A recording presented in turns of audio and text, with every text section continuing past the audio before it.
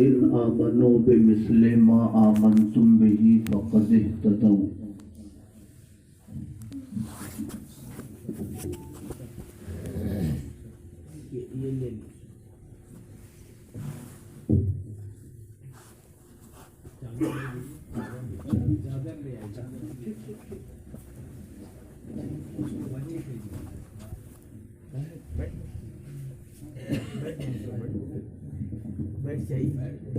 محبت کے ساتھ درود پاک پیش کریں اللہم صلی علی سیدنا و مولانا محمد معدن الجود والکرم وعلى آلہ وصحبہ وبارک وسلم صلاۃ و سلاما علیک یا رسول اللہ۔ رفیقان گرامی، مخدوم گرامی قدر، استاذ العلماء، جلوہ حضور حافظ ملت، حضور نصیر ملت مجد ذلہ العالی کے دولت قدے پہ منعقد ہونے والی تذکرہ غوث اعظم کی یہ شاندار مجلس الحمدللہ ہم سب لوگوں کے لیے ایک یادگار مجلس ہوتی ہے، حق ہے، سبحان اللہ، اور بہت دنوں تک اس مجلس کی لذت اور اس مجلس کا کیف اپنے دلوں میں تمام حاضرین اور تمام سامعین محسوس کرتے رہتے ہیں۔ یہ حضور نصیر ملت کی دینی، علمی اور روحانی برکتوں میں سے مزید ایک برکت ہے کہ وہ ہم خواجہ تاشان قادریت کو غوث اعظم کی بارگاہ کا ادب و احترام سکھلاتے ہیں اور اپنے گھروں میں بھی تذکرہ غوث اعظم کی مجلسیں منعقد کرانے کی ہم سب کو تلقین فرماتے ہیں، غیر اعلانیہ طور سے ہم لوگوں کو سکھلاتے ہیں۔ تو اللہ پاک اس مجلس کو اپنے کرم سے قبول فرمائے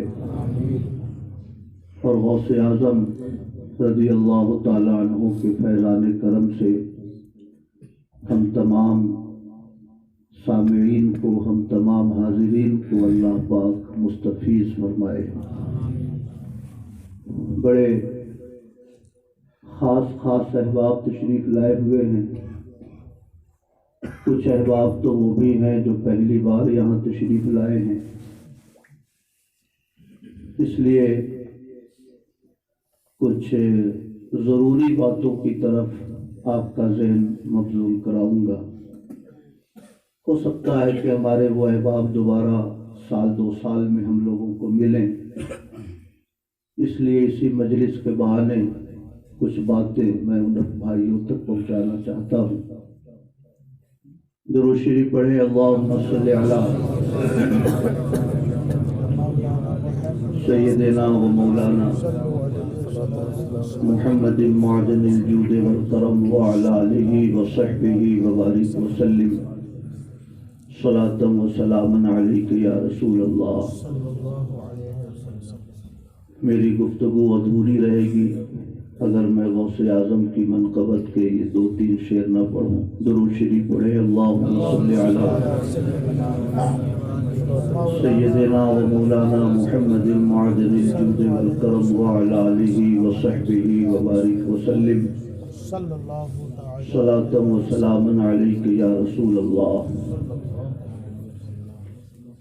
ہاتھ پکڑا ہے تو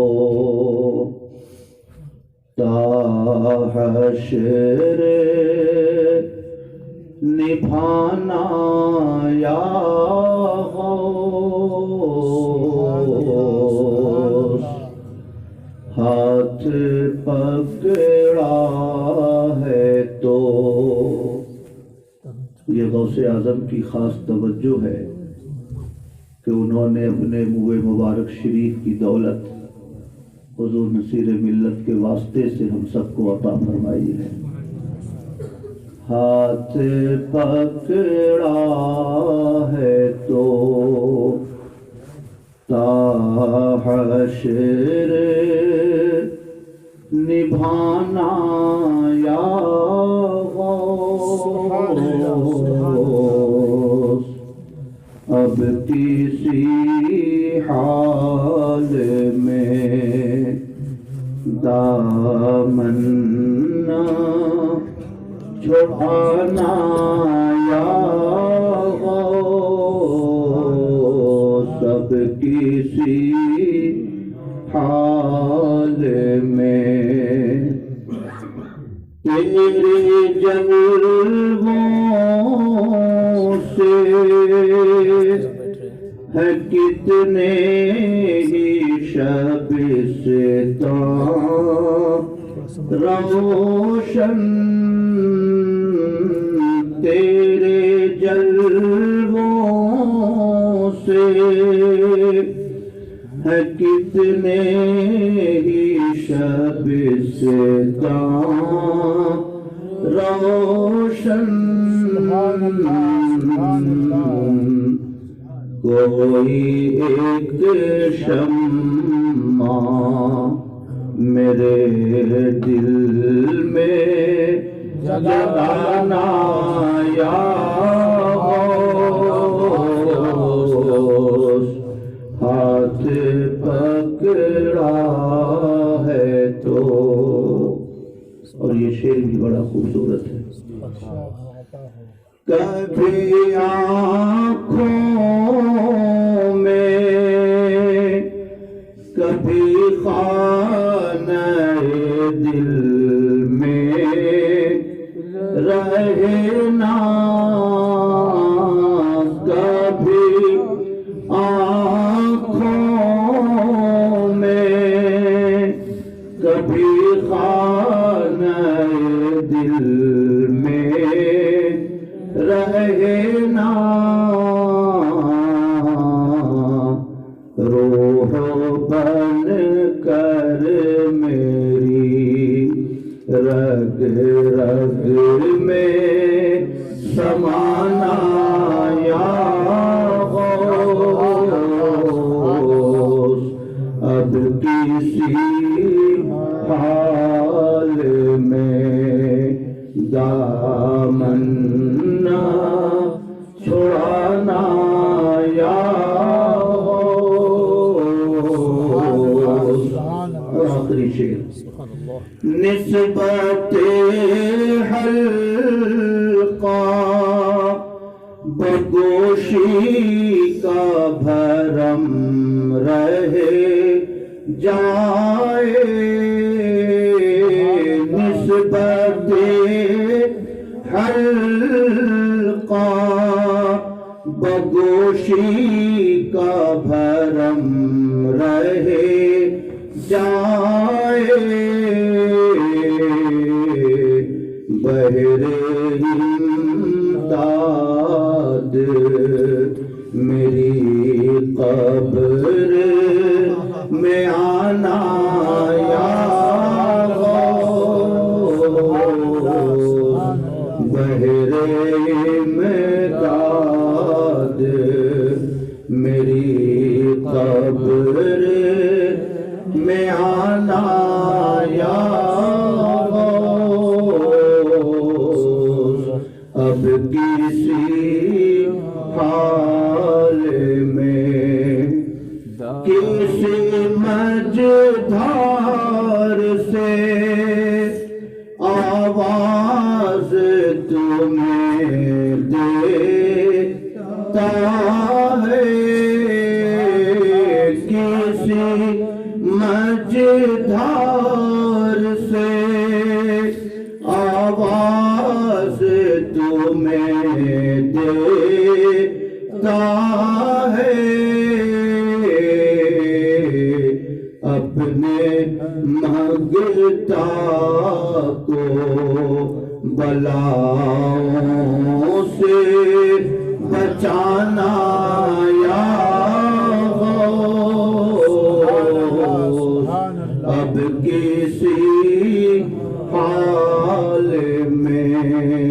دامنا چھڑانا یا غوث، ہاتھ پکڑا ہے تو درود شریف پڑھے اللہم صلی علی سیدنا و مولانا محمد معدن الجود والکرم وعلى آلہ وصحبہ وبارک وسلم صلاۃ و سلام علیک یا رسول اللہ صلی اللہ علیہ وسلم۔ عزیزان گرامی،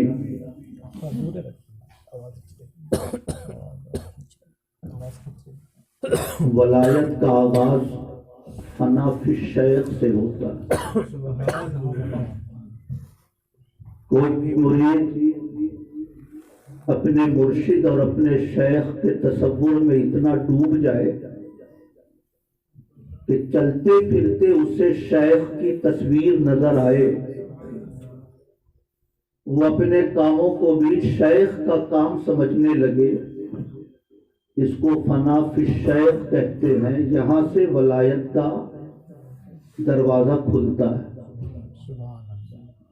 اس کے اگلے مرحلے میں فنا فی الرسول، جو رسول کی محبت میں اتنا ڈوب جائے کہ ہر طرف رسول کے جلوے نظر آئیں، تو یہ اس کی ولایت کی تکمیل کا اشارہ ہوا کرتا ہے۔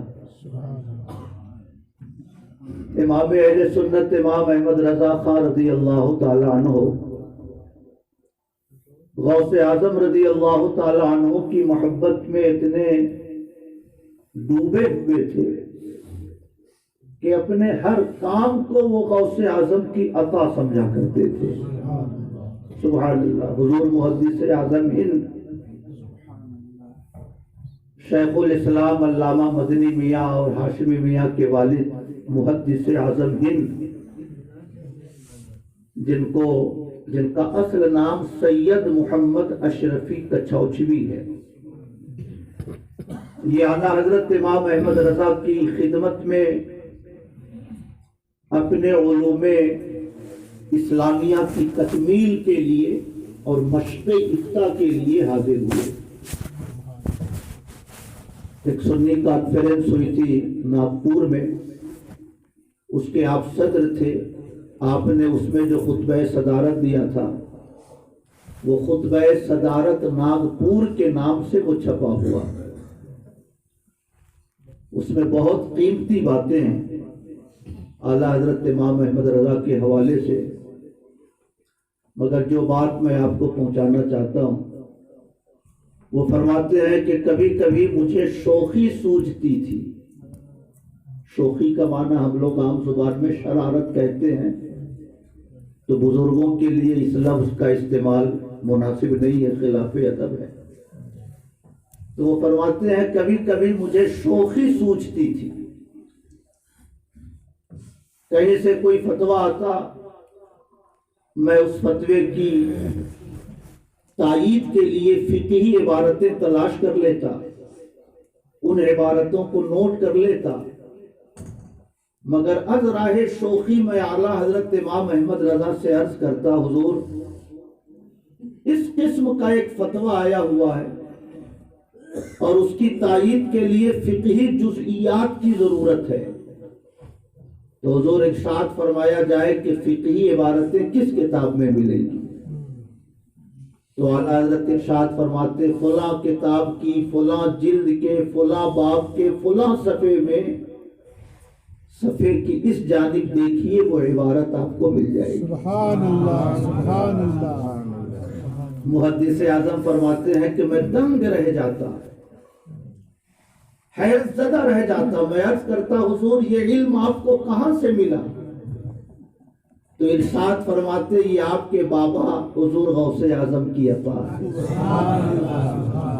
میرا اپنا کچھ بھی نہیں ہے، یہ آپ کے بابا حضور غوث اعظم کی عطا ہے۔ سبحان اللہ، سبحان اللہ۔ محدث اعظم ہند فرماتے ہیں کہ میں شرم سے پانی میں ڈوب جاتا، اس طرح کے جملے انہوں نے تحریر فرمائے۔ میں یہ عرض کرنا چاہتا ہوں، کئی مقامات پہ اعلیٰ حضرت نے یہ بھی لکھا ہے کہ میں غوث اعظم کے دستے عنایت میں یوں ہوں جیسے کسی لکھنے والے کے ہاتھ میں قلم ہوتا ہے۔ سبحان اللہ، سبحان اللہ، سبحان اللہ۔ وہ جیسا مجھ سے لکھوانا چاہتے ہیں احمد رضا کا قلم ویسا ہی لکھا کرتا سبحان ہے۔ اللہ، یہ فنا فی الشیخ کا درجہ ہے۔ سبحان اللہ، اپنے مرشد، اپنے شیخ، اپنے آقا کی محبت میں اتنا ڈوب جائیے کہ سبحان اللہ، سوتے جاگتے اٹھتے بیٹھتے چلتے پھرتے شیخ کا چہرہ آپ کے پیش نظر رہے۔ اس کو فنا فی الشیخ بھی کہتے ہیں، اس کو تصور شیخ بھی کہتے ہیں۔ سبحان اللہ، شیخ کے تصور میں ڈوب جانا۔ میرے بھائیوں، آج سے 2-3 مہینے پہلے عید الاضحیٰ کی تعطیل کے موقع پر ایک شاداب نام کے ایک صاحب نے دلی سے مجھ کو فون کیا کہ میں ایک پیر صاحب سے مرید ہوں اور انہوں نے مجھ کو تصور شیخ کا طریقہ بتایا ہے اور انہوں نے مجھے اس کی مشق کرائی ہے، تو ہر لمحے میں ان کے تصور میں ڈوبا رہتا ہوں۔ مگر آج کل انہوں نے ایک نئی بات کہنی شروع کی ہے کہ جب سجدہ کیجئے تو ایسا تصور کیجئے کہ میں معاذ اللہ خدا کے قدموں پر میں سجدہ کر رہا ہوں۔ تو میرے دل میں یہ بات کھٹک رہی ہے۔ میں نے آپ کے ادارے میں کسی کو فون کیا تھا، انہوں نے آپ کا نمبر دیا، تو ڈاکٹر امجد رضا امجد جو ادارے شریعہ پٹنہ کے قاضی ہیں، ان کے گھر ایک مجلس تھی، وہیں سے میں واپس ہو رہا تھا، تو میں نے ان سے کہا کہ میں مدرسے پہنچ کر آپ سے گفتگو کرتا ہوں۔ پھر میں نے مجدد الف ثانی شیخ احمد سرہندی، شیخ عبدالحق محدث دہلوی، شاہ ولی اللہ محدث دہلوی اور شاہ عبدالعزیز محدث دہلوی، ان بزرگوں کی کتابوں کا اسکرین شاٹ لے کر میں نے ان کو بھیجا اور میں نے اس کی عبارتیں پڑھ کر سنائی کہ اصل میں آپ کے شیخ نے جو تعبیر کی ہے وہ تعبیر غلط ہے، اور ہم خدا کے لیے جسم نہیں مانتے، ہم خدا کے لیے ہاتھ پاؤں نہیں مانتے، یہ گمراہ کن بات انہوں نے کہہ دی۔ مگر جہاں تک تصور شیخ کا نظریہ ہے، یہ نظریہ کوئی نیا نظریہ نہیں ہے۔ شیخ عبدالحق نے اپنے مکتوبات میں تحریر فرمایا ہے، اور اکبر کے فتنے کے سامنے مجدد الف ثانی شیخ احمد سرہندی کھڑے ہو گئے، اکبر کے دین الہی کا فتنہ ختم فرمایا۔ وہ اپنے مکتوبات میں لکھتے ہیں، کسی مرید نے کہا حضور کہ میں آپ کے تصور میں، شیخ کے تصور میں ایسا ڈوبا رہتا ہوں کہ اب نماز میں بھی آپ ہی کا خیال میرے ذہن میں رہتا ہے، تو یہ حالت میرے لیے کوئی تشویشناک تو نہیں ہے؟ تو مجدد الف ثانی ارشاد فرماتے ہیں کہ مقامات ولایت کی تکمیل کے لیے یہ سب سے قریب اور سب سے آسان راستہ ہے۔ آخر ہم خانہ کعبہ کو سجدہ کرتے ہیں تو خانہ کعبہ ہمارا مسجود الیہ ہوتا ہے، مسجود لہو نہیں ہوتا ہے۔ ہم خانہ کعبہ کو سجدہ نہیں کرتے، ہم خانہ کعبہ کی طرف جھک کر اللہ کو سجدہ کرتے ہیں۔ تو اگر حالت نماز میں بھی تصور شیخ کی یہ کیفیت ہے کہ ان کا چہرہ آپ کو پیش نظر لگتا ہے، تو وہ آپ کے لیے مسجود لہو نہیں ہے، وہ آپ کے لیے مسجود الیہ ہے۔ اس لیے دل کی اس کیفیت کو غنیمت سمجھنا چاہیے اور تصور شیخ کی تربیت کو اور مستحکم سے مستحکم تر کرنا چاہیے۔ سبحان اللہ۔ پھر میں نے شاہ عبدالعزیز کی عبارت ان کو سنائی، شیخ عبدالحق محدث دہلوی کی عبارت سنائی، پھر میں نے شاہ ولی اللہ کی عبارت سنائی، تو ان کو تھوڑا سا اطمینان ہوا. ہم نے کہا کہ اعلیٰ حضرت امام احمد رضا کی بہت تفصیلی تحریر اس مسئلے پہ موجود ہے، اس لیے آپ تصور شیخ کو کوئی گمراہ کن عقیدہ نہ سمجھیں. یہ ولایت کے مقام و مرتبے کے آغاز کا سب سے پہلا قدم ہوتا ہے. سبحان اللہ. شیخ کے تصور میں جب کوئی ڈوب جائے تو اب شراب نہیں پی سکتا. سبحان اللہ. اس کے پیش نظر ہے کہ میرے شیخ کا چہرہ میرے سامنے ہے. وہ کبھی جوا کے قریب نہیں جا سکتا. وہ محسوس کرے گا کہ میرے شیخ میرے ساتھ ہیں. وہ کسی کے اوپر ظلم نہیں کر سکتا. وہ محسوس کرے گا کہ میرے شیخ کا سایہ میرے ساتھ ہے. تو یہ گناہوں سے روکنے کا سب سے مجرب نسخہ ہے کہ کوئی مرید اپنے شیخ کے تصور میں اتنا ڈوب جائے کہ چلتے پھرتے اسے اپنے شیخ کا چہرہ نظر آئے اور اپنے مشکل معاملات میں اپنے شیخ سے رہنمائی طلب کرے. سبحان اللہ. خیر، میں نے ضمناً یہ بات عرض کر دی. اعلیٰ حضرت امام احمد رضا غوث اعظم کی محبت میں اتنے ڈوبے ہوئے تھے کہ اپنے ہر کام کو وہ غوث اعظم کی عطا سمجھا کرتے تھے. سبحان اللہ. کتنے محبت کے انداز میں فرماتے ہیں: بد سہی، چور سہی، مجرم و ناکارہ سہی، ہے وہ کیسا ہی سہی، ہے تو کریمہ تیرا، اس نشانی کے جو سگ ہیں نہیں مارے جاتے. سبحان اللہ. حشر تک میرے گلے میں رہے پٹا تیرا. سبحان اللہ. سبحان اللہ. حشر تک میرے گلے میں رہے پٹا تیرا. میرے بھائیوں، میں نے اپنی گفتگو کے شروع میں ایک بات عرض کی تھی کہ میرے کچھ احباب وہ ہیں جو پہلی بار اس کاشانہ خیر و برکت میں تشریف لائے ہیں. اس لیے میں چند باتیں عرض کرتا ہوں تاکہ ان کے دل و دماغ میں ایمان کی روشنی بڑھے اور وہ خود کو بزرگوں کے دامن کرم سے وابستہ کرنے میں اپنے لیے عزت اور اپنے لیے افتخار کی بات سمجھے.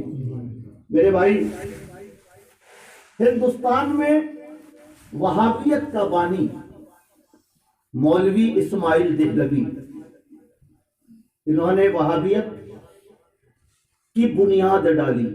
عالم عرب میں محمد بن عبد الوہاب نجدی نے کتاب لکھی، کتاب التوحید، اور اسی کتاب کی روشنی میں ایک چھوٹا سا کتابچہ مولوی اسماعیل دہلوی نے لکھی. اس کا نام رکھا تقویت الایمان. اعلیٰ حضرت امام احمد رضا سے 30-32 سال ان کی عمر زیادہ تھی. یعنی اعلیٰ حضرت کی پیدائش سے 1856 میں اعلیٰ حضرت پیدا ہوئے اور 1831 میں اسماعیل دہلوی کی موت ہوئی. یعنی 30-35 سال یا اس سے کچھ کم اعلیٰ حضرت کے وصال سے پیدائش سے پہلے یہ دنیا سے رخصت ہوئے. میرے بھائیوں، تبلیغی جماعت اسلامی ابو العلا مودودی کی جماعت، یہ جتنی بھی شاخیں ہیں سب کے بابا وہی مولوی اسماعیل دہلوی ہیں. جو وہابی ہوتے ہیں وہ غیر مقلد ہوتے ہیں، وہ کسی امام کی تقلید نہیں کرتے. جو سعودیہ کے وہابی ہیں اہل حدیث، اور دیوبند والے، سہارنپور والے، مولانا ابو العلا مودودی کے ماننے والے، یہ سب عقائد میں تو وہابیت کی باتوں کو قبول کرتے ہیں مگر تقلید کو حرام نہیں کہتے. یہ سب امام اعظم ابو حنیفہ کے مقلد ہیں. تو آپ ان کو کہہ سکتے ہیں یہ مقلد وہابی ہیں، اور جو سعودیہ کے وہابی ہیں وہ کھاٹی اور غیر مقلد وہابی ہیں. میرے بھائیوں، آج ہماری گفتگو ہمارے نوجوانوں تک سال میں 1-2 بار پہنچتی ہے، مگر یوٹیوب کے ذریعے ذاکر نائک، معراج ربانی، توصیف الرحمان، طارق جمیل، مولانا اسرار احمد الرسالہ والے ابو العلا مودودی کے نمائندے، ان کی باتیں ہر روز ہمارے نوجوانوں کے کانوں تک پہنچتی ہیں اور ان کے دل کے دروازوں پر دستک دیتی ہیں. اس لیے ذرا سا سمجھیے، عام طور سے یہ تاثر دیا جاتا ہے کہ بزرگوں کی نیاز ہو، ربیع الاول شریف کا جلوس ہو، اللہ کے نیک بندوں سے عقیدت و محبت کا معاملہ ہو، یا اللہ کے نیک بندوں کو اپنے لیے مدد کرنے والا سمجھنے کا نظریہ ہو، یہ ساری بدعتیں مولانا احمد رضا نے پیدا کی ہیں۔ مولانا احمد رضا سے پہلے عالم اسلام میں ان چیزوں کا کوئی تصور نہیں تھا، اس لیے جو ذرا جرأت کرنے والے وہابی دیوبندی ہوتے ہیں وہ اعلیٰ حضرت کو مجدد البدعات کہتے ہیں کہ انہوں نے بدعتوں کو پروان چڑھایا۔ میرے بھائیوں، میں بہت معذرت کے ساتھ بس چند باتیں آپ سے عرض کرتا ہوں۔ یہ محبت کی مجلس ہے، یہ عقیدت کی مجلس ہے، یہاں پہ رد کی گفتگو ذرا سا عقیدت کے حساب سے میل نہیں کھاتی ہے، مگر موقع غنیمت ہے، اس لیے دو بات میں سمجھانا چاہتا ہوں۔ اعلیٰ حضرت امام احمد رضا یہ 1272 میں پیدا ہوئے، اور شاہ اسماعیل دہلوی کے جو اپنے چچا ہیں شاہ عبدالعزیز محدث دہلوی، اعلیٰ حضرت کے پیر و مرشد سید آل رسول احمدی اور سید آل رسول احمدی کے استاذ شاہ عبدالعزیز محدث دہلوی 1231 میں ان کا انتقال ہوا، اور 1272 میں اعلیٰ حضرت امام احمد رضا پیدا ہوئے، یعنی شاہ عبدالعزیز محدث دہلوی کے انتقال کے 41 سال کے بعد اعلیٰ حضرت امام احمد رضا نے اس خاکدان گیتی میں قدم رکھا ہے۔ یہ بات ذہن نشی رہے کہ شاہ عبدالعزیز اعلیٰ حضرت امام احمد رضا کے دادا استاذ اور شاہ اسماعیل دہلوی کے اپنے چچا، جن کو سراج الہند کہا جاتا تھا، ان کے سیرت نگاروں نے لکھا ہے کہ کشف کی ایسی طاقت اللہ نے دی تھی کہ دلی کی جامع مسجد میں نماز پڑھنے جاتے تھے تو اپنی آنکھوں کو چھپائے رہتے تھے امامہ سے۔ لوگ عرض کرتے حضور یہ سیڑھیاں دوسرے لوگ ہاتھ پکڑ کے آگے بڑھاتے ہیں، یہ آنکھوں کو کیوں چھپا کے رکھتے ہیں؟ ارشاد فرماتے کہ جب میں لوگوں کو دیکھتا ہوں تو کوئی مجھے خنزیر کی شکل میں نظر آتا ہے، کوئی مجھے گدھے کی شکل میں نظر آتا ہے، کوئی مجھے گھوڑے کی شکل میں نظر آتا ہے، انسان بہت کم نظر آتے ہیں، اس لیے میں خلق خدا کو اس حالت میں دیکھنا پسند نہیں کرتا، اس لیے میں اپنی آنکھوں کو بند کر کے مسجد میں جاتا ہوں۔ یہ دراصل انسانوں کے اعمال کی طرف اشارہ ہے۔ اعمال کے اعتبار سے انسان جس پستی کا شکار ہے وہ عالم کشف میں اس پستی کو دیکھا کرتے تھے۔ یہ شان تھی سراج الہند علامہ شاہ عبدالعزیز محدث دہلوی کی۔ میرے بھائیوں، علامہ شاہ عبدالعزیز محدث دہلوی وہ بلند پایا بزرگ ہیں کہ علامہ فضل حق خیر آبادی، علامہ صدر الدین آزردہ، علامہ ارشاد رامپوری، علامہ فضل رسول بیدایونی، یہ جتنے بڑے بڑے علماء ہندوستان کے ہیں سب شاہ عبدالعزیز محدث دہلوی کے شاگرد ہیں۔ سبحان اللہ، سبحان اللہ۔ شاہ عبدالعزیز محدث دہلوی نے شیعوں کی رد میں ایک کتاب لکھی، اس کا نام ہے تحفہ اثنا عشریہ۔ شیعوں میں 12 فرقے ہیں، 12 فرقوں کے رد میں آپ نے وہ کتاب لکھی۔ جب یہ کتاب ایران پہنچی تو وہاں کے مجتہدین میں بڑا شور ہوا، بڑی بے چینی پیدا ہوئی۔ وہاں سے ایک مجتہد، شیعوں کا جو عالم ہوتا ہے اس کو مجتہد کہتے ہیں، ایک مجتہد ایک جانور پر کتابیں لاد کر وہ ایران سے چل کر دلی پہنچا، شام کا وقت ہو گیا۔ اس نے پوچھا شاہ عبدالعزیز کا مدرسہ کہاں ہے؟ لوگوں نے اسے بتایا فلاں محلے میں ہے۔ وہ شخص پہنچا وہاں، مل گئے علامہ فضل حق خیر آبادی۔ اس نے پوچھا کہ مولانا عبدالعزیز کہاں ہے؟ کہا میرے حضرت تو گھر چلے گئے آرام کرنے، اب وہ صبح میں تشریف لائیں گے جب درس کا وقت ہوگا، آپ جب تک آرام کیجئے مدرسے میں۔ وہ مدرسے میں ٹھہر گئے۔ انہوں نے پوچھا کس سلسلے میں آنا ہوا؟ کہا مولانا عبدالعزیز نے ہم لوگوں کے رد میں ایک کتاب لکھی ہے تحفہ اثنا عشریہ، اس کتاب کے سلسلے میں میں ان سے مناظرہ کرنے آیا ہوں۔ علامہ فضل حق خیر آبادی جو مجاہدین جنگ آزادی میں سے ہیں، جنہوں نے انگریز کے خلاف جہاد کا سب سے پہلے فتویٰ دیا، جن کو انگریزوں نے جزیرہ انڈمان نکوبار بھیجا، وہیں پر آپ انتقال کر گئے، آج بھی آپ کا مزار وہیں پر ہے۔ علامہ فضل حق خیر آبادی نے اس سے بحث کرنی شروع کی، رات گزر گئی مگر مجتہد علامہ فضل حق خیر آبادی کی کسی بات کا جواب نہ دے سکا۔ فجر کی نماز پڑھ کے اس نے اپنا جانور تیار کیا، کتابیں وغیرہ لا دی، کہا کہاں جا رہے ہیں؟ اب تو میرے استاذ کے آنے کا ٹائم ہوا ہے۔ کہا بس جب شاگرد کا یہ حال ہے تو پھر استاد سے میں بحث نہیں کر پاؤں گا، میں جانتا ہوں اپنے ملک کی راہ۔ سبحان اللہ، محبت سے کہیے سبحان اللہ، سبحان اللہ۔ یہ شرف اللہ تعالیٰ نے ہم لوگوں کو بھی عطا فرمایا ہے۔ حضور نصیر ملت کی دعائیں رہتی ہیں، ہم لوگ کسی بھی محاذ پر آرام سے ڈٹ جاتے ہیں، کبھی ڈر نہیں محسوس ہوتا کہ کیا ہوگا، یہ ہمیں اندازہ ہوتا ہے کہ حضور نصیر ملت کی پشت پناہی ہے، اس لیے انشاءاللہ اللہ کی تائید اور اللہ کی مدد و نصرت ہمارے ساتھ رہے گی۔ سبحان اللہ۔ خیر، یہ شان ہے شاہ عبدالعزیز محدث دہلوی کی۔ ان کے جو والد ہیں ان کا نام ہے شاہ ولی اللہ محدث دہلوی۔ عالم دیوبندیت انہیں مجدد کہتی ہے، جیسے ہم لوگ امام احمد رضا کو مجدد کہتے ہیں، وہاب دیوبندیوں کے سب سے بڑے عالم یہ شاہ ولی اللہ محدث دہلوی ہے۔ ان لوگوں نے اپنی جماعت سے ان کو جوڑنے کے لیے ان کی کتابوں کے ترجموں میں تحریف کی۔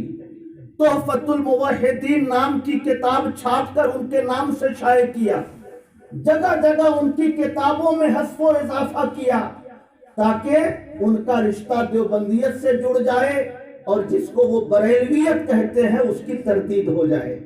میرے بھائیوں، منظور نعمانی جو دیوبندیوں کا بہت بڑا مناظر، اس نے الفرقان کا شاہ ولی اللہ نمبر نکالا۔ شاہ ولی اللہ نمبر میں ایک بات اس نے لکھی، اس نے کہا کہ جو کام عالم عرب میں نجد کے اس بادیہ نشی نے کیا ہے، وہی کام ہندوستان کی سرزمین پر شاہ ولی اللہ نے کیا ہے۔ یعنی جیسے مراسم اہل سنت کو بدعت، حرام، شرک محمد بن عبد الوہاب نجدی نے عالم عرب میں کہا، وہی کام شاہ ولی اللہ نے ہندوستان میں کیا ہے۔ میں یہ سمجھانا چاہتا ہوں، یہ شاہ ولی اللہ اسماعیل دہلوی کے اپنے دادا ہیں، اپنے دادا شاہ عبدالعزیز چچا، ان کے والد کا نام شاہ عبدالغنی، اسماعیل دہلوی کے والد کا نام شاہ عبدالغنی، چچا کا نام شاہ عبدالعزیز اور دادا کا نام شاہ ولی اللہ۔ شاہ ولی اللہ کا انتقال 1176 ہجری میں ہوا، 1176، اور اعلیٰ حضرت امام احمد رضا کی پیدائش ہوئی 1272، یعنی اعلیٰ حضرت کے پیدا ہونے سے 96 سال پہلے شاہ ولی اللہ کا انتقال ہو گیا، اس دنیا سے تشریف لے گئے۔ شاہ ولی اللہ محدث دہلوی، ان کے والد کا نام ہے شاہ عبد الرحیم محدث دہلوی، ان کا انتقال 1131 ہجری میں ہوا۔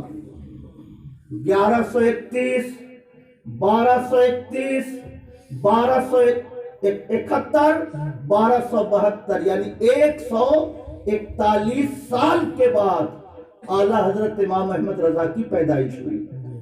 شاہ عبد الرحیم کے انتقال کے 141 سال کے بعد اعلیٰ حضرت نے اس دنیا میں قدم رکھا ہے۔ میرے بھائیوں، بس دو باتیں ذہن نشی رکھی۔ شاہ عبدالعزیز کے 33 سال کے بعد اعلیٰ حضرت پیدا ہوئے، شاہ ولی اللہ کے 96 سال کے بعد اعلیٰ حضرت پیدا ہوئے، اور شاہ عبد الرحیم کے 141 سال کے بعد اعلیٰ حضرت پیدا ہوئے۔ یہ شاہ عبد الرحیم کوئی ہماری طرح چھولا چھاپ مولوی نہیں تھے۔ حضرت اورنگزیب نے فتاوی عالمگیری لکھنے کے لیے عالموں کا جو بورڈ بنایا، اس بورڈ کا ایک ممبر شاہ عبد الرحیم کو رکھا گیا۔ اس سے سمجھ سکتے ہیں کہ پورے ہندوستان کے ممتاز علماء میں شاہ عبد الرحیم کا شمار ہوتا ہے۔ سبحان اللہ۔ شاہ عبد العزیز چچا، شاہ ولی اللہ دادا اور شاہ عبد الرحیم پر دادا۔ کن کے پر دادا؟ بانی وہابیت، بابائے وہابیت مولوی اسماعیل دہلوی کا یہ شجرہ ہے، یہ ان کا خاندان ہے۔ اب صرف 2-3 باتیں عرض کر کے میں آپ کے بیچ سے رخصت ہوتا ہوں۔ میرے بھائیوں، شاہ ولی اللہ نے اپنے والد شاہ عبد الرحیم محدث دہلوی کی سوانح حیات ایک کتاب میں لکھی ہے، اس کا نام ہے انفاس العارفین۔ انفاس العارفین یہ فارسی زبان میں ہے، مگر اس کا اردو ترجمہ بھی دستیاب ہے۔ بس 2-3 باتیں عرض کر کے میں رخصت ہوتا ہوں۔ شاہ ولی اللہ فرماتے ہیں، میرے والد مکتب جا رہے ہیں، کتاب کا جھولا لے کر مکتب جا رہے ہیں، اور ایک ربائی گنگنا رہے ہیں۔ وہ ربائی کیا تھی؟ جو ذکر یار ہرچے کنی عمر سائے است، اپنے رب کو یاد کرنے کے سوا جو کام کرو گے تمہاری عمر برباد ہو رہی ہے۔ جز سر عشق ہرچے بخانی بے طالت است، عشق الہی کے اسرار و رموز کے سوا جو پڑھو گے تم فضول کام کر رہے ہو۔ یاد کرنا ہے تو اپنے رب کو یاد کرو، پڑھنا ہے تو عشق الہی کے اسرار و رموز کو پڑھو، اس کے سوا کچھ کام کرتے ہو تو تم فضول کام کرتے ہو۔ اور چوتھا مصرع ہے، اب تک میں سمجھتا تھا کہ یہ ربائی ہے، مگر کل پرسوں ایک کتاب میں نے دیکھا یہ پوری غزل ہے، یہ ربائی نہیں۔ آخری مصرے میں فرماتے ہیں شیخ سعدی، سعدی بشوئے لوح دل از نقش غیر حق، اے سعدی اپنے دل کی تختی کو اللہ کے سوا دوسروں کی یادوں کے نقوش سے پاک کر لو۔ اور چوتھا مصرع ہے، اس کا آخری مصرع، علم کے راہ حق نہ نمایت جہالت است، کیونکہ جو علم اللہ کا راستہ نہ دکھا سکے وہ علم نہیں ہوتا بلکہ وہ جہالت ہے۔ شاہ ولی اللہ فرماتے ہیں کہ میرے والد کوئی شعر پڑھتے ہوئے جا رہے ہیں مکتب کی طرف، چوتھا مصرع بھول گئے۔ بڑی طاقت، بہت زبان میں مزاج میں بڑا تقدر پیدا ہوا، منہ کا مزہ خراب ہونا جس کو کہتے ہیں۔ اچانک ایک خوبصورت شکل والے انسان ظاہر ہوئے، قریب آئے، فرمایا عبد الرحیم چوتھا مصرع یہ ہے، علم کے راہ حق نہ نمایت جہالت است، جو علم اللہ کا راستہ نہ دکھائے وہ علم نہیں ہے بلکہ وہ جہالت ہے۔ تو شاہ عبد الرحیم فرماتے ہیں کہ میری طبیعت بہت خوش ہوئی، میں نے جیب سے پان نکالا، میں نے پیش کیا، حضور یہ پان۔ ارشاد فرمایا میں پان نہیں، یہ شعر بتانے کی مزدوری ہے۔ میں نے عرض کیا حضور مزدوری نہیں، یہ ہدیہ ہے۔ ارشاد فرمایا میں پان نہیں کھاتا ہوں۔ انہوں نے فرمایا حضور اگر شریعت یا طریقت میں منع ہو پان کھانا تو مجھے بھی بتا دیا جائے، میں بھی چھوڑ دوں گا۔ انہوں نے فرمایا منع نہیں ہے مگر میں پان نہیں کھاتا ہوں۔ پھر فرمایا کہ مجھے یہاں سے جلدی جلدی جانا چاہیے۔ ایک قدم اٹھایا، گلی کے اس کنارے میں پہنچ گئے۔ شاہ عبد الرحیم فرماتے ہیں کہ میں سمجھ گیا کہ یہ کوئی انسان نہیں ہے، یہ کسی صالح کی روح ہے جو انسانی شکل میں ظاہر ہوئی ہے۔ میں نے کہا حضور نام تو بتاتے جائیں تاکہ آپ کے نام پر بھی فاتحہ پڑھوں۔ ارشاد فرمایا مجھ حقیر کو سعدی کہا کرتے۔ سبحان اللہ، سبحان اللہ، محبت سے کہیں سبحان اللہ، سبحان اللہ۔ میرے بھائیو یہ اعلیٰ حضرت امام احمد رضا کی کتاب کا چیپٹر میں نہیں سنا رہا ہوں، یہ حضور مفتی اعظم ہند کے فتویٰ کا کوئی حصہ نہیں سنا رہا ہوں۔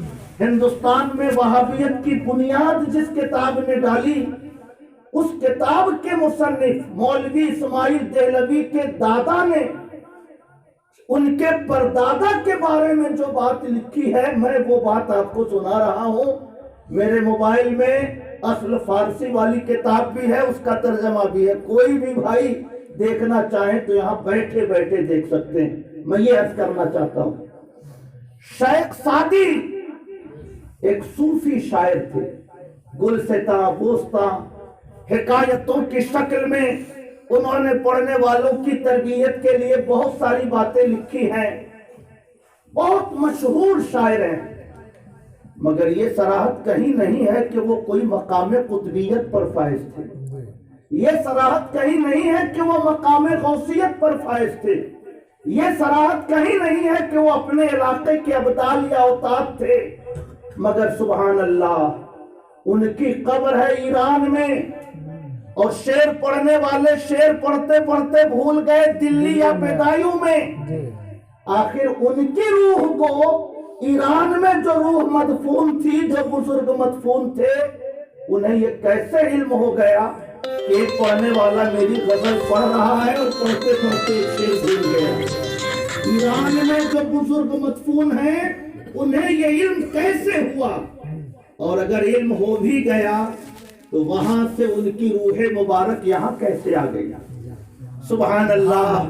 بس اس پر میں ایک بات کہتا ہوں، جب ایک صوفی منوش شاعر کی روح ایران سے چل کر دلی کی گلیوں میں، دلی کے محلوں میں، انسانی پیکر میں ظاہر ہو کر اپنے ماننے والوں کی مدد کر سکتی ہے، تو پھر خواجہ اجمیری کی روح مبارک مدد کیوں نہیں کر سکتی؟ غوث اعظم ہماری دستگیری کیوں نہیں کر سکتے؟ جب شیخ سعدی 5,000 کلومیٹر کی دوری سے اپنے نام لیواؤں کی دستگیری کر سکتے ہیں، تو بغداد کے تاجدار بغداد میں جلوہ فرما رہ کر ہم غلاموں کے حالات اور ہمارے مسائل کو حل کیوں نہیں کر سکتے؟ سبحان اللہ۔ نعرہ تکبیر، نعرہ رسالت، جشن غوث الورا، حضور نصیر ملت، نعرہ تکبیر، نعرہ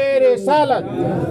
جب ان کے گدا بھر دیتے ہیں شاہان زمانہ کی جھولی، محتاج کا جب یہ عالم ہے تو مختار کا عالم کیا؟ سبحان اللہ، سبحان میں یہ عرض کرنا چاہتا ہوں، اگر کسی روح کا دور دراز سے آ کر انسانی شکل میں ظاہر ہونا یہ محال ہے، یہ اسمبھو ہے، تو پھر شاہ ولی اللہ نے اپنے والد کی حکایت میں یہ بات کیوں لکھی؟ جو دنیا دیوبندیت کے مجدد کہے جاتے ہیں، اگر کسی روح کا مدد کرنا حرام و شرک تھا تو حضرت شیخ سعدی کی روح نے کیسے شیخ عبد الرحیم محدث دہلوی کی مدد کی؟ میں یہ عرض کرنا چاہتا ہوں کہ جب عام صوفی شاعر جنہیں اللہ نے ولایت کا مقام عطا فرمایا تھا، وہ 5,000 کلومیٹر کی دوری سے اپنے نام لیواؤں کی مدد کر سکتے ہیں، تو غوث اعظم بھی بغداد مقدس سے اپنے غلاموں کی دستگیری ضرور کر سکتے ہیں۔ سبحان اللہ۔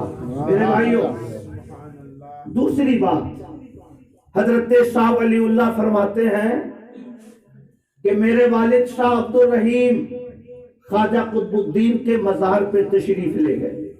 ہم لوگ اگر اجمیر جائیں، مودودی لوگ کہتے ہیں یہ بدعتی لوگ جا رہے ہیں، یہ مشرک لوگ جا رہے ہیں، یہ قبر پجوا لوگ جا رہے ہیں۔ اللہ تعالیٰ مدد فرمانے والا ہے، پھر کسی کی قبر پہ جانے کی کیا ضرورت ہے؟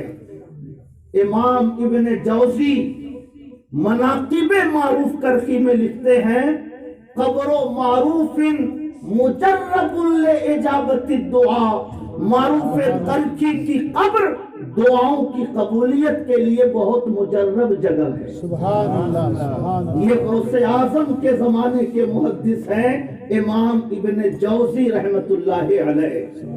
بعض مسائل میں غوث اعظم کے خلاف بھی کتاب لکھ دی، لگتا ہے کچھ چھتی ٹائپ کے تھے۔ بعد میں جب لوگوں نے متنبہ کیا تو پھر اس سے انہوں نے رجوع کیا اور پھر ان مسائل سے رجوع کے سلسلے میں ایک رسالہ لکھا. میں یہ عرض کرنا چاہتا ہوں وہابیت 12ویں صدی کا فتنہ ہے. آپ جسے جماعت اسلامی کا نام دیتے ہیں وہ تو 14ویں صدی کا فتنہ ہے. شاہ ولی اللہ 1176 میں وہ اپنے والد شاہ عبد الرحیم کے بارے میں 1131 میں ذکر کرتے ہیں کہ میرے والد خواجہ قطب الدین بختیار کاکی کی مزار پہ تشریف لے گئے, مراقبے میں بیٹھ گئے. خواجہ قطب الدین کی روح مبارک کی طرف سے بشارت دی گئی کہ آپ کو بیٹا ہوگا. جب وہ بیٹا پیدا ہو تو اس کا نام میرے نام پر قطب الدین رکھیے گا. میرے والد نے سوچا کہ میری عمر بہت ہو گئی, اب مجھے کیا بیٹا ہوگا. ہو سکتا ہے کہ حضرت کے کہنے کا مطلب ہو بیٹا سے مراد پوتا ہوگا. مجھے بیٹا کیا ہوگا, میرے بیٹا کو بیٹا ہوگا. شاہ عبد الرحیم فرماتے ہیں کہ میرے دل کے خطرے پہ وہ مطلع ہو گئے. فرمایا میں پوتا مراد نہیں لے رہا ہوں, میں تمہارا بیٹا مراد لے رہا ہوں. وہ بیٹا ہوگا, جب بیٹا ہو تو اس کا نام میرے نام پہ قطب الدین رکھنا. میرے والد وہاں سے لوٹ آئے, ایک زمانہ گزر گیا, بھول گئے کہ حضور نے ایسا فرمایا تھا. ایک زمانے کے بعد بڑھاپے میں دوسری شادی کا خیال آیا اور دوسری والدہ کے پیٹ سے میں ولی اللہ پیدا ہوا اور میرا بھائی اہل اللہ پیدا ہوا. میری پیدائش کے وقت میرے والد یہ بشارت بھول گئے, انہوں نے میرا نام ولی اللہ رکھ دیا, مگر جب بعد میں انہیں یاد آیا تو وہ مجھے قطب الدین ولی اللہ کہہ کر پکارا کرتے. سبحان اللہ. میرے بھائیوں, دو باتیں اس پر عرض کرنا ہے. اگر مزارات پہ آج ہم کوئی ایمان والے جاتے ہیں شرک ہو جاتا ہے, حرام ہو جاتا ہے. یہ اور بات ہے کہ طارق جمیل سکھوں کے گردوارہ جائیں تو وہ حرام نہیں ہوتا ہے. طارق جمیل اگر اجمیر جائیں تو وہ حرام نہیں ہوتا ہے, مگر عام سیدھا سادہ مسلمان اگر اجمیر جائے تو ان کی رگ پھڑکنے لگتی ہے کہ یہ قبر پجوا لوگ قبر پہ جا رہے ہیں. جب اعلیٰ حضرت امام احمد رضا کا اس دنیا میں وجود نہیں تھا, آپ کی تشریف آوری نہیں ہوئی, ان کے پیدا ہونے سے 141 سال پہلے شاہ ولی اللہ فرماتے ہیں کہ میرے والد گئے تو آخر شرک تھا تو کیوں گئے, اور اگر بھول سے غلطی ہو گئی تو سوانے میں کیوں لکھا, اور اگر لکھ بھی دیا تو جیسے اسماعیل دہلوی کی عبارتیں بدل دی گئی اس کو بھی بدل کر چھاپتے, مگر آج تلک اس کو چھاپ کیوں رہے ہیں. اس سے صاف ظاہر ہے کہ بزرگوں کے مزارات پہ جانا یہ امام احمد رضا نے اس معمول کو نہیں پیدا کیا. اعلیٰ حضرت کے دنیا میں آنے سے پہلے 4 سال پہلے بھی لوگ اللہ کے نیک بندوں کی قبروں کی زیارت کے لیے تشریف لے جایا کرتے تھے. ہاں, یہ اور بات ہے کہ چادر چڑھانے کا کوئی ذکر نہیں ہے, یہ اور بات ہے کہ عرس کرنے کا کوئی ذکر نہیں ہے, یہ اور بات ہے کہ مروجہ شکل میں فاتحے کا کوئی ذکر نہیں ہے کہ عہد صحابہ میں ایسا ہوتا تھا. مگر اس کی وجہ وہی ہے کہ آفتاب نکلا ہو تو چراغوں کو کوئی نہیں تلاش کرتا ہے. آفتاب نکلا ہو تو کوئی چھوٹے موٹے چراغوں کی طرف قدم نہیں بڑھاتا ہے. عہد صحابہ میں پیغمبر اپنے انوار و تجلیات کے ساتھ خود مدینے میں تشریف فرما تھے. انہیں دیکھ لینا عبادت تھا, ان کی گفتگو سن لینا عبادت تھا, ان کے چہرے انور پہ نظر جما لینا عبادت تھا. پھر ان سے بڑھ کر کون تھے کہ ان کی قبر پہ کوئی صحابی جاتے, ان سے بڑھ کر کون تھے کہ کسی کا وہ عرس مناتے. اس لیے میرے بھائیوں, میرے پیغمبر کے زمانے میں عرس, چادر, نیاز کے مراسم نہیں تھے, مگر اتنا ضرور ہے کہ میرے آقا شب برات کی شب میں ہر سال جنت البقیع کے بزرگوں اور صحابہ کی قبروں پر تشریف لے جایا کرتے تھے. سبحان اللہ. اور دوسری بات, اگر ہم یہ عقیدہ رکھیں کہ غوث اعظم ہماری پریشانیوں کو جانتے ہیں تو شرک ہو. ہم یہ عقیدہ رکھیں کہ خواجہ اجمیری ہمارے درد دل سے باخبر ہیں تو شرک ہو. خواجہ قطب الدین کو کیسے پتا چل گیا کہ شاہ عبد الرحیم کو بیٹا ہونے والا ہے. سبحان اللہ. اور انہوں نے سوچا کہ بیٹے سے مراد بیٹا نہیں پوتا ہے.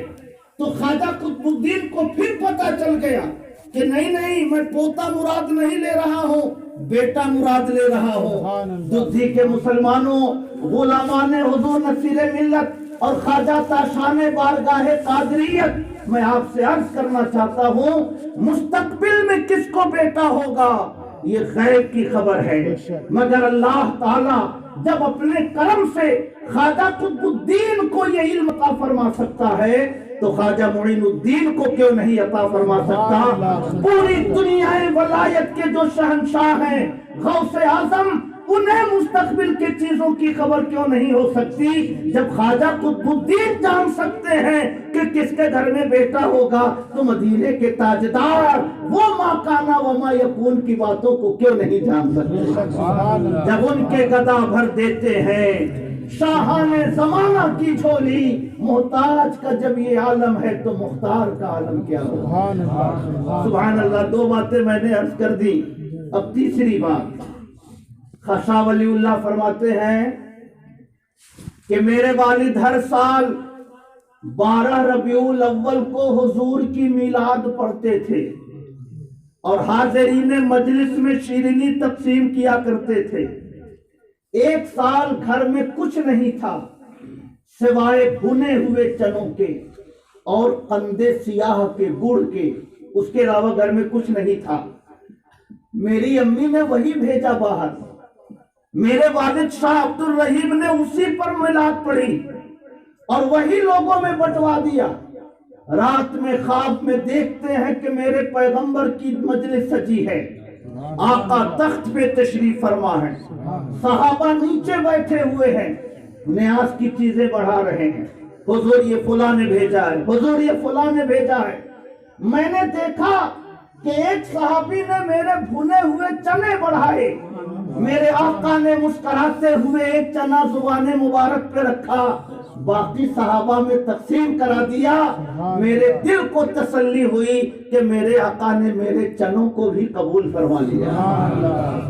سبحان اللہ. میں عرض کرنا چاہتا ہوں میرے عزیز نوجوانوں، میرے بھائیوں، میرے دوستوں، نبی کی میلاد مولانا احمد رضا نے شروع کی تو شاہ ولی اللہ کیسے لکھ رہے ہیں کہ میرے والد ہر سال 12 ربیع الاول کو نبی کی میلاد پڑھتے تھے. نیاز اگر امام احمد رضا نے اس کی بنیاد ڈالی یہ بدعت ہے، یہ ناجائز ہے، تو مولانا احمد رضا کے پیدا ہونے سے 141 سال پہلے اسماعیل دہلوی کے پردادا نے نبی کی بارگاہ میں نیاز کیسے پیش کی اور یہ کیسے لکھا کہ رات کو خواب میں دیکھا کہ آقا بھنے ہوئے چنوں کو تناول فرما رہے ہیں. اس سے صاف ظاہر ہے کہ امام احمد رضا نے میلاد نہیں شروع کیا، امام احمد رضا نے نیاز نہیں شروع کیا، امام احمد رضا نے فاتحہ کی رسم کو شروع نہیں کیا. امام احمد رضا کے پیدا ہونے سے پہلے 150 سال پہلے خود اسماعیل دہلوی کے دادا پر دادا نبی کی میلاد پڑھتے تھے اور نبی کی بارگاہ میں حسب استطاعت شیرینی کی نیاز پیش کرتے تھے اور حاضرین مجلس میں اسے تقسیم کروایا کرتے تھے. سبحان اللہ. میرے بھائیو 3 باتیں ہو گئی. اب ایک بات اور.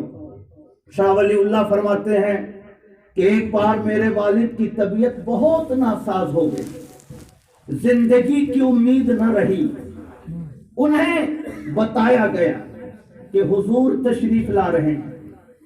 میرے والد انہوں نے اپنے عقیدت مندوں سے کہا کہ چارپائی کا رخ بدل دو کیونکہ کمرے کا دروازہ ادھر سے ہے، ادھر سے حضور تشریف لائیں گے اور میرا پاؤں اسی طرف ہو، یہ مجھے گوارا نہیں. تو لوگوں نے چارپائی کا رخ پلٹ دیا، حضور تشریف لائے. شاہ عبد الرحیم فرماتے ہیں کہ انہوں نے میری پیشانی پہ ہاتھ رکھا اور فرمایا بیٹے کیسے ہو؟ میں نے عرض کیا حضور دیکھ رہے ہیں طبیعت بہت ناساز ہے. میں زاروں قطار رونے لگا. حضور نے فرمایا بیٹے گھبراؤ نہیں، ابھی تمہاری موت کا وقت نہیں آیا ہے. تم بہت جلد انشاءاللہ شفا یاب ہو جاؤ گے۔ حضور نے جو مجھے بیٹا کہا مجھے اور زیادہ رلائی آنے لگی، اور زیادہ گریا میرے اوپر طاری ہو گیا۔ جب طبیعت تھوڑی سی سنبھلی تو میں نے سوچا کہ حضور کرم فرما کر میرے گھر تشریف لائے ہیں، کاش منہ مبارک مل جاتا تو میں اس کو تبرک کے طور پہ رکھتا۔ حضور میرے قلب کے خطرے پہ مبتلا ہو گئے، ریشے مبارک پہ ہاتھ پھیرا، جو چند بال ہاتھوں میں آئے حضور نے اسے میرے سنارے میں رکھ دیا۔ پھر حضور دعا دیتے ہوئے تشریف لے گئے۔ جب میں بین النوم والیقظہ کی حالت سے باہر نکلا تو میں نے منہ مبارک تلاش کرنا شروع کیا، مگر مجھے منہ مبارک نہ ملے۔ میں پھر رونے لگا کہ کہیں ایسا تو نہیں کہ یہ خواب تھا، کہیں ایسا تو نہیں کہ حضور نے جو منہ مبارک دے دیا وہ ایک خواب میں دیا۔ میں پھر رونے لگا۔ حضور پھر تشریف لائے، فرمایا بیٹے مت رو، وہ منہ مبارک تمہارے تکیہ کے نیچے ہے، میں نے اس لیے رکھا تاکہ وہ ادھر ادھر کہیں ضائع نہ ہو جائے۔ حضور کے جانے کے بعد میں نے تکیہ اٹھایا تو وہاں حضور کے منہ مبارک رکھے تھے، جسے میں نے تبرک کے طور پہ محفوظ کر لیا۔ سبحان اللہ۔ میرے بھائیو، شاہ ولی اللہ نے یہ بھی لکھا ہے کہ ہر سال 12 ربیع الاول کے دن وہ حضور کے منہ مبارک کی زیارت کراتے تھے اور بڑی برکتیں ظاہر ہوتی تھیں۔ جب صلاۃ و سلام پڑھتے تو منہ مبارک میں جنبش شروع ہو جاتی۔ ایک سال منہ مبارک کی زیارت کرنے کے لیے نکالا گیا مگر کوئی برکت نظر نہ آئی۔ شاہ عبد الرحیم فرماتے ہیں کہ میں بہت پریشان ہوا، مراقبے میں میں گیا تو مجھے بتایا گیا کہ جو لوگ زیارت کے لیے آئے ہیں اس میں ایک آدمی حالت جنابت میں ہے، اس سے کہو کہ غسل کر کے آئے۔ میں نے سوچا اگر کسی ایک آدمی کو کہوں گا کہ غسل کر کے آؤ تو اس میں اس کی بے عزتی ہوگی۔ میں نے کہا آپ لوگ اپنے گھر جا کر غسل کر کے دوبارہ ظہر کے بعد آئیے۔ دوبارہ ظہر کے بعد لوگ آئے اور منہ مبارک کی زیارت کرائی گئی تو پھر انہی برکتوں کا مشاہدہ الحمدللہ سارے لوگوں نے کیا۔ سبحان اللہ، یہ کتنا کرم ہے اللہ کا، یہ کتنی مہربانی ہے آقا کائنات کی۔ شاہ عبد الرحیم 12ویں شریف کو زیارت کراتے تھے۔ حضور نصیر ملت کے صدقے میں اللہ نے یہ نعمت ہم لوگوں کو بھی عطا فرمائی ہے۔ ذکر غوث اعظم سنیے اور منہ مبارک کی زیارت کیجئے، تذکرہ صالحین سنیے اور حضور کے جسم مبارک کی نشانی کا دیدار کیجئے۔ آپ میں سے کسی سے ممکن تھا اس نعمت کا ظہور؟ میرے بھائیوں، زندگی ماں باپ کے ذریعے ملتی ہے، ماں باپ کی تعظیم فرض ہے۔ علم استاذ کے ذریعے ملتا ہے، استاذ کی تعظیم فرض ہے۔ اتنی بڑی بڑی دینی نعمتیں جن کے واسطے سے ملی، ان کا احترام بھی ہمارے اوپر لازم ہے، ان کی عقیدتوں کا چراغ بھی دل میں جلانا ہمارے لیے لازم ہے۔ یاد رکھیے جو محبت کرے اس کا احسان حضور نصیر ملت پہ نہیں ہے، یہ حضور نصیر ملت کا احسان ہے کہ اپنے غلاموں میں اس آدمی کو وہ قبول فرما لیا کرتے ہیں۔ سبحان اللہ۔ اس لیے بگھاڑوں کے نوجوانوں تک میری بات پہنچا دیجئے گا، حضور نصیر ملت نے اس علاقے پہ کرم فرمایا ہے، حضور نصیر ملت نے اس خطے کی تقدیر بدلی ہے، حضور نصیر ملت نے علم و فن کی انجمن آباد کی ہے، حضور نصیر ملت نے ددی کی سرزمین سے تاریکیوں کو دور کیا ہے، حضور نصیر ملت نے اس علاقے میں علم و فن کی بہاریں لائی ہے۔ یہ صدقہ اعلیٰ حضرت کا ہے، یہ صدقہ حضور حافظ ملت کا ہے، یہ صدقہ خواجہ اجمیری کا ہے، یہ صدقہ حضور غوث اعظم کا ہے، مگر ان ساری برکتوں کا واسطہ حضور نصیر ملت ہے۔ اس لیے میرے بھائیوں وہ شعر مجھے پڑھنے دو۔ کرم ہندی مسلمانوں پر ہے سارے بزرگوں کا، وقار سنیت قائم مگر احمد رضا سے، وقار سنیت قائم مگر حضور نصیر ملت سے ہے۔ میرے بھائیوں، اس لیے ایک شاعر نے بہت اچھی بات کہی، کل بحر یمطرہ السحاب وما لہو من علیہ فإنہ من مائہ، سمندر پر بادل پانی برساتا ہے مگر بادل کا کرم سمندر پہ نہیں ہے، کیونکہ بادل کو بھی جو پانی ملا ہے وہ سمندر ہی کی آہو سے محبت سے پانی ملا ہے۔ سبحان اللہ۔ کل بحر یمطرہ السحاب وما لہ من علیہ فإنہ من مائہ، بادل سمندر پہ برستا ہے مگر سمندر پر بادل کا احسان نہیں، کیونکہ بادل کو بھی جو پانی ملا ہے وہ سمندر ہی کے دامن کرم کی برکت سے ملا۔ سبحان اللہ۔ میرے بھائیوں، اللہ تعالی حضرت کا سایہ ہم لوگوں کے سروں پر تا دیر سلامت رکھے۔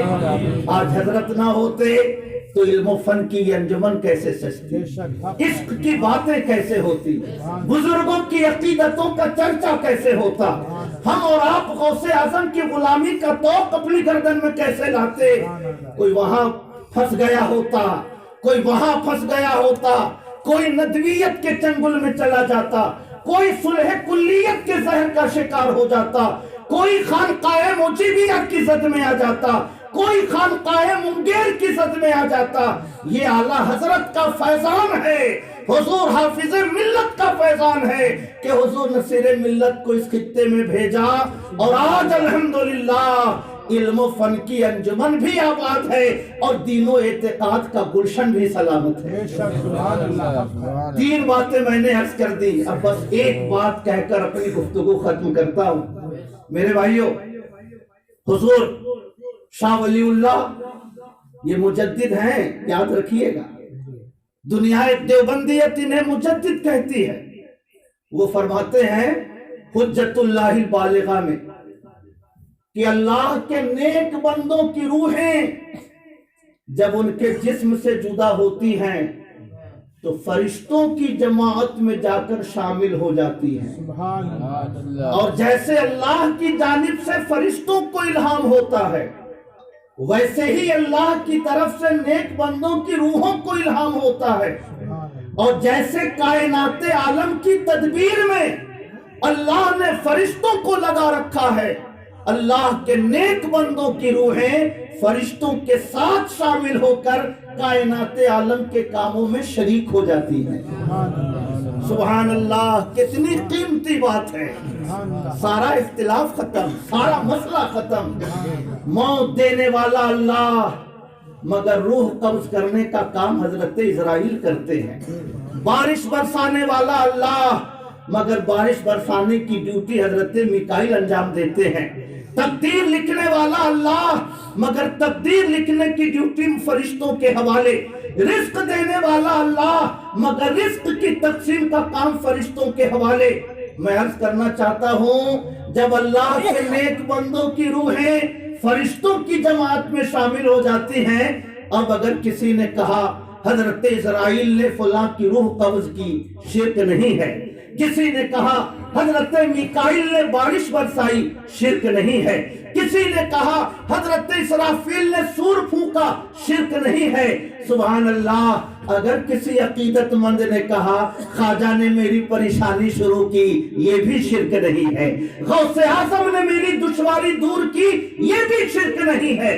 فرشتے بھی کائنات عالم کی تدبیر اذن الہی سے کرتے ہیں، اور اللہ کے نیک بندوں کی روحیں بھی کائنات عالم کی تدبیر میں اپنی شرکت وہ اللہ کے اذن اور اللہ کی دی ہوئی طاقت و قدرت سے کیا کرتے ہیں۔ میری نہ مانو، اپنے دادا کی تو مان لو، میری بات نہ سنو، امام احمد رضا کی گفتگو کو رد کر دو، مگر اپنے دادا پر دادا کے گھر کی باتوں کو تو قبول کر لو۔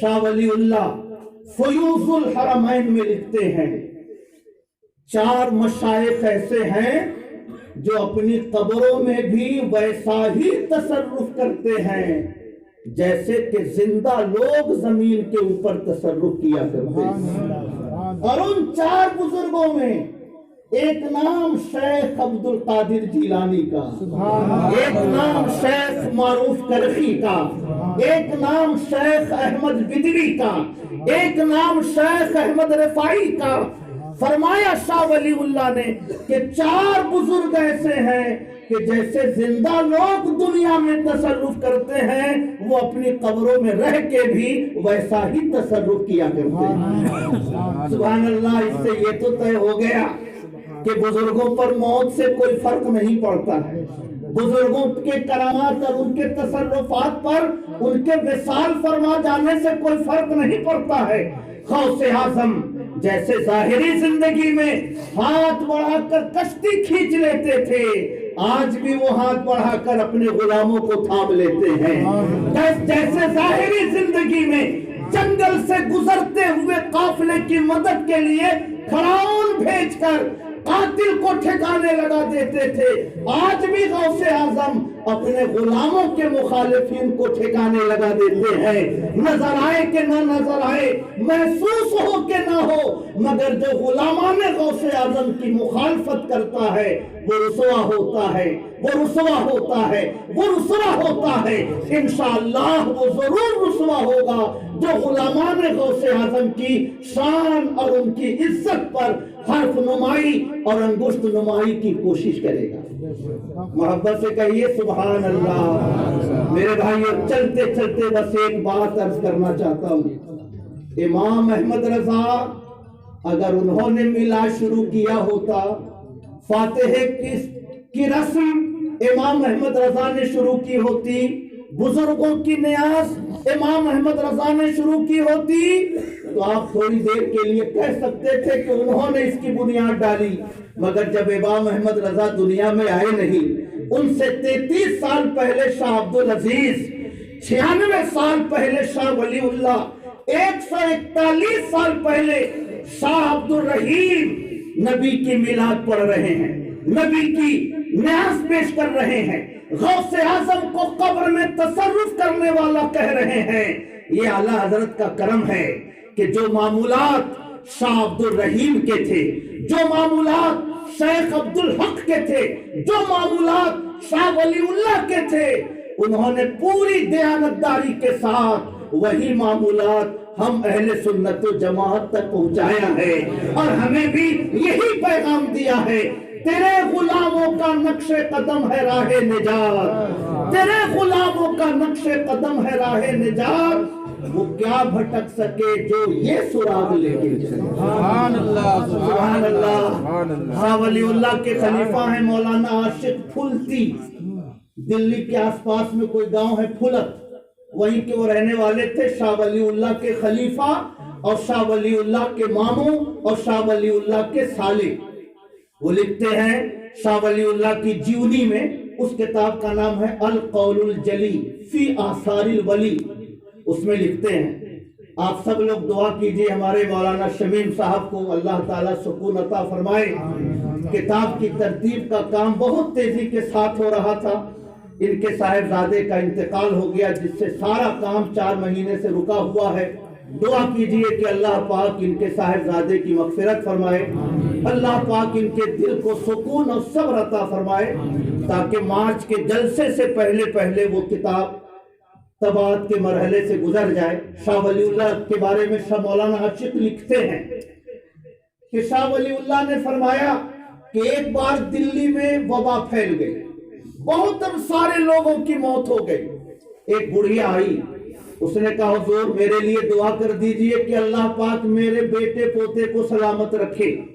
میں نے کہا، یعنی شاہ ولی اللہ نے کہا کہ ایسا کرو، یہ تعویذ لے جاؤ پلیٹ والی، اس کو 3 دن دھو کر گھر کے سارے لوگوں کو پلانا، اور اس کے بعد جو نسخہ عطا فرمایا پپو بھائی غور سے سنی، فرماتے ہیں کہ 1 روپیہ غوث اعظم کے نام پر، 1 روپیہ خواجہ قطب الدین کے نام پر، 1 روپیہ شیخ شہاب الدین سہروردی کے نام پر، 2 بزرگوں کا اور نام لکھا، مجھے ٹھیک سے یاد نہیں، 5 بزرگوں کا نام، کہ ان 5 بزرگوں کے نام پر روزانہ 1-1 روپیہ نکالنا، اور 3 دنوں میں جب 15 روپیہ جمع ہو جائے تو میرے پاس لے کے آنا، تاکہ میں اس سے شیرینی بنا کر ان 5 بزرگوں کی خدمت میں ایصال ثواب کروں۔ سبحان اللہ۔ بڑھیا نے ویسا ہی کیا، अल्लाह ताला ने उसके बेटे पोते को सलामत रखा।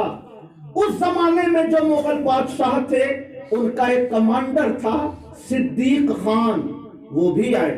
हुजूर वबा फैली हुई है, दुआ कर दीजिए कि अल्लाह पाक मेरे बेटे पोते को सलामत रखे। मैंने उससे कहा, यानी शाह वलीउल्लाह ने कहा, फला बुढ़िया आई थी, मैंने उसको ऐसा ऐसा बताया, तुम भी ऐसा कर लो, अल्लाह ताला तुम्हारे बेटे पोतों को भी सलामत रखेगा। सिद्दीक खान ने वैसा ही किया और अल्लाह ताला ने उसके बेटे पोते को भी वबा से महफूज रखा। सुभान अल्लाह। शाह वलीउल्लाह बलाओं से बचने के लिए कह रहे हैं, एक एक रुपया 5 बुजुर्गों के नाम पे निकालो, सुरक्षित रहोगे, बेटा पोता तुम्हारा सलामत रहेगा। मैं अर्ज करना चाहता हूँ, शाह वलीउल्लाह 5 बुजुर्गों के नाम पे डेली 5 रुपया निकलवाएं और 15 रुपया अंग्रेजों के जमाने का 15 रुपया कम से कम 15,000 के बराबर होगा। सोने की अशरफी चलती थी, उतने की शिरनी बनवा कर न्यास करे, वो शिरक ना हो। तो अगर रेणुकोट का मुसलमान ख्वाजा गरीब नवाज की छठी के मौके पे कुछ पैसे निकाल कर उनकी न्यास पेश करे, बारहवीं शरीफ में कोई मुसलमान गौसे आजम के नाम पर 1000-2000 निकाल कर उनकी न्यास पेश करे, मखदूम कछौछा के नाम पर चंद पैसे निकाल कर न्यास पेश करे, मखदूम बरेली और हुजूर हाफिज मिल्लत के नाम पर कुछ पैसे निकाल कर न्यास पेश करे, तो शाह वलीउल्लाह बता चुके हैं वबाओं से महफूज रहोगे, बलाओं से बचे रहोगे, बेटे पोते सलामत रहेंगे। अल्हम्दुलिल्लाह हम कोई नया काम नहीं करते, जो काम शाह वलीउल्लाह ने किया, जो काम शाह अब्दुल रहीम ने किया, जो काम शाह अब्दुल अजीज ने किया, अल्हम्दुलिल्लाह वही काम हम लोग किया करते। परदादा को न समझ में आया कि मजार पे जाना शिर्क, परदादा को न समझ में आया कि औलिया अल्लाह के लिए इल्म गैब का अकीदा रखना शिर्क, परदादा और दादा को न समझ में आ सका कि अल्लाह के नेक बंदों के नाम पर न्यास पेश करना शिर्क। न परदादा समझ सके, न दादा समझ सके, न चचा मोहतरम समझ सके, और गधा पूछे कितना पानी, ये कहता ये हराम, ये हराम, ये बिदअत, ये शिर्क, ये शिर्क, ये शिर्क। मेरे भाइयों, इससे आप समझ सकते हैं कि मौलवी इस्माइल देहलवी ने कोई अच्छा काम नहीं किया। जो मरासिम हिंदुस्तानी मुसलमानों के अंदर सैकड़ों साल से राइज थे, उन मरासिम को रोक कर उसने मुसलमानों के दरमियान इख्तिलाफ की आग लगाई और आज भी वो आग सुलग रही है। बाप अच्छा है तो बेटा वहाबी, बेटा अच्छा है तो बेटा मौदूदी, बेटा अच्छा है तो मामा कादियानी, मामा अच्छा है तो परपोता शिया। मेरे भाइयों, ये सारी फितनागरी इस्माइल देहलवी की है। काश उन्होंने वो किताब न लिखी होती तो आज पूरा हिंदुस्तान ही नहीं बल्कि पूरी दुनिया अल्लाह के नेक बंदों की मोहब्बत में सरशार होती और उनकी बारगाहों में अपना खराज अकीदत पेश करती। चलते चलते एक बात, शाह अब्दुल रहीम उनका इंतकाल 1131, उनकी पैदाइश 1054 और शेख अब्दुल हक का इंतकाल 1052, यानी शाह अब्दुल रहीम के पैदा होने से 2 साल पहले शेख अब्दुल हक वो लिखते हैं कि मेरे वालिद के जब इंतकाल का टाइम आया तो उन्होंने मुझे बुलाया, कहा बेटे मैं तुम्हारी तरबियत ठीक से न कर सका, मैं जिस अंदाज में तुम्हारी परवरिश करना चाह रहा था नहीं कर सका, मैं तुम्हें अल्लाह के हवाले करता हूँ। और जो खास बात उन्होंने कही वो सुनिए, फरमाया जब मेरा इंतकाल हो जाए तो एक कागज पर लिखना अल्लाह मेरा रब है, मोहम्मद मेरे पैगंबर हैं, इस्लाम मेरा मजहब है, और नीचे लिखना शेख अब्दुल कादिर जिलानी मेरे पीर हैं। सुभान अल्लाह, शेख अब्दुल कादिर जिलानी मेरे पीर हैं, ये कागज पे लिख के कब्र में मेरे सीने पे रखना। इसका मतलब है कि शेख अब्दुल कादिर जिलानी के नाम को जरिए निजात समझना یہ امام احمد رضا نے نہیں شروع کیا ہے. امام احمد رضا کے پیدا ہونے سے 220 سال پہلے 1052 ہجری میں شیخ عبدالحق نے اپنے والد شیخ عبدالرحیم کے بارے میں لکھا کہ میری قبر میں لکھ کے رکھ دینا کہ شیخ عبدالقادر جیلانی میرے پیر ہیں. سبحان اللہ. خدا کے فضل سے ہم پہ ہے سایہ غوث اعظم کا, ہمیں دونوں جہاں میں ہے سہارا غوث اعظم کا. عزیزو کر چکو تیار جب میرے جنازے کو تو لکھ دینا کفن پہ نام والا غوث اعظم کا. فرشتے روکتے کیوں ہو ہمیں جنت میں جانے دو, فرشتے روکتے کیوں ہو ہمیں جنت میں جانے دو. یہ دیکھو ہاتھ میں دامن ہے کس کا, غوث اعظم کا. جمیل قادری 100 جہاں سے ہو قربان مرشد پر. جمیل قادری 100 جہاں سے ہو قربان مرشد پر, بنایا جس نے تم جیسے کو شہدا غوث اعظم. سبحان اللہ. اللہ پاک اس مجلس کو قبول فرمائے. غوث اعظم کی برکتوں سے تمام حاضرین تمام سامعین کو اللہ پاک مستفید فرمائے. بد سہی چور سہی مجرم و ناکارہ سہی, اے وہ کیسا ہی سہی ہے تو کریمہ تیرا. سبحان اللہ. اس نشانی کے جو سگ ہیں نہیں مارے جاتے, حشر تک میرے گلے ہے پٹا تیرا. اور سبحان اللہ. اللہ حضرت فرماتے ہیں اے رضا یوں نہ بلک تو نہیں جید تو نہ ہو. اے رضا یوں نہ بلک تو نہیں جید تو نہ ہو, سید جید ہر دہر ہے مولا تیرا. نیٹ ورک لگا ہو. اب پپو بھائی کہیں کہ میرا ہی نیٹ ورک ہے آپ کا نہیں ہے, عرفان بھائی کہیں کہ میرا ہی نیٹ ورک ہے آپ کا نہیں ہے, تو یہ بھول ہے, یہ غلط فہمی ہے. نور کا جو سینٹر بغداد میں اللہ نے نصب فرمایا ہے, وہ نور اپنے ہر غلام پہ برستا ہے, ہر غلام کے گھر پہ برستا ہے. ہر عقیدت مند کے دل کو ان کے انوار و تجلیات روشن کرتے ہیں. وہ بارگاہ وہ ہے کہ فرماتے ہیں میں اپنے مریدوں پر یوں سایہ فگن رہتا ہوں جیسے کسی کھیت پر بادل سایہ فگن رہتا ہے. السلام علیکم ورحمۃ اللہ.